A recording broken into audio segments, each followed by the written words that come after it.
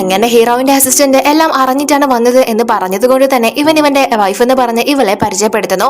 അപ്പോ അസിസ്റ്റന്റ് ഇവരെ രണ്ടുപേരെയും ഡിന്നറിനായിട്ട് ക്ഷണിക്കുന്നു. എന്നാൽ ഇവൾക്ക് അതൊന്നും തീരെ ഇഷ്ടപ്പെടുന്നില്ല. അതുകൊണ്ട് തന്നെ അങ്ങോട്ടേക്ക് ചെന്ന് ഇവൻ പറഞ്ഞതൊക്കെ കള്ളമാണ്, ഞാനാണ് ഇവന്റെ വൈഫ്, ഇവന്റെ ആരുമല്ലെന്ന് പറഞ്ഞ് അത് കൊളവാക്കുന്നു. അപ്പൊ ഇവൻ പറഞ്ഞതൊക്കെ കള്ളമാണ് എന്നാണല്ലോ അസിസ്റ്റന്റ് വിചാരിക്കുക. അതുകൊണ്ട് തന്നെ ഇവനോടനെ വെറുതെയാണ്, ഇവള് ഒരുപാട് നാളായിട്ട് എന്റെ പിറകെ നടന്ന് എന്നെ സെഡ്യൂസ് ചെയ്യാൻ ശ്രമിക്കുകയാണ്, അല്ലാണ്ട് വേറെ ഒരു ബന്ധം ഞങ്ങൾ തമ്മിൽ ഇല്ല എന്ന് പറയുന്നു. അപ്പോ ഹീറോയിനും അസിസ്റ്റന്റിനോട് അതെ സർ, ഇവളാണ് എന്റെ ഹസ്ബൻഡ് എന്നെ പിറകെ നടക്കുന്നത്, ഇവളെ കൊണ്ടുപോയി പൂട്ടിയിടാനായിട്ട് ഹസ്ബൻഡിനോട് പറയുന്നു. സത്യത്തില് ഇവരെ രണ്ടുപേരെയും തമ്മിൽ തെറ്റിക്കാനായിട്ട് ഹീറോയിനും അസിസ്റ്റന്റും കൂടി മനഃപൂർവ്വം കാണിക്കുന്നതാണ് ഇതൊക്കെ. അപ്പൊ ആ പൊട്ടനാണെങ്കിൽ അതൊന്നും മനസ്സിലാക്കാതെ അവളെ കൊണ്ടുപോയി കെട്ടിയിടുന്നു. എന്നിട്ട് ഹീറോയിൻ അവനെ സപ്പോർട്ട് ചെയ്തത് കൊണ്ട് തന്നെ ഞാൻ നിന്റെ വില അറിയാതെ പോയി എന്ന് പറഞ്ഞ് അവളെ കൊഞ്ചിക്കുന്നു. അതിനുശേഷം ഹീറോയിൻ അവനെ അവിടെ നിന്ന് പറഞ്ഞയച്ചിട്ട് ഇവളോട് നിങ്ങളെ രണ്ടുപേരും ഇനി എന്തായാലും അധിക നാൾ ഒരുമിച്ചുണ്ടാവില്ല, അതിന് ഞാൻ അനുവദിക്കില്ല, നിന്റെ മുന്നിൽ വെച്ച് തന്നെ നീ വെറും യൂസ്ലെസ് ആണെന്ന് ഞാൻ തെളിയിച്ചു തരാം എന്ന് പറഞ്ഞിട്ട് അവൾ അവിടെ നിന്ന് പോകുന്നു. ഇവൾക്കാണെങ്കിൽ അതൊക്കെ കേട്ട് നല്ല ദേഷ്യം വരുന്നു. അതിനുശേഷം ഹീറോയിന്റെ അസിസ്റ്റന്റ് അവിടെ നിന്ന് പോയി കഴിയുമ്പോൾ ഇവളുടെ അടുത്തേക്ക് വന്ന് നല്ലത് കൊടുക്കുന്നു. കാരണം ഇവളെ നേരത്തെ അസിസ്റ്റന്റിന്റെ മുന്നിൽ വെച്ച് ഇവൻ പറഞ്ഞതൊക്കെ കള്ളമാണ് എന്ന് പറഞ്ഞിരുന്നല്ലോ. അങ്ങനെ ആ ഒരു പേരും പറഞ്ഞ് അവര് രണ്ടുപേരും തമ്മിൽ നല്ല അടിയാവുന്നു. എന്നാൽ അതൊക്കെ തന്നെ നമ്മുടെ ഹീറോയിൻ കണ്ട് രസിച്ചുകൊണ്ടിരിക്കുകയാണ്.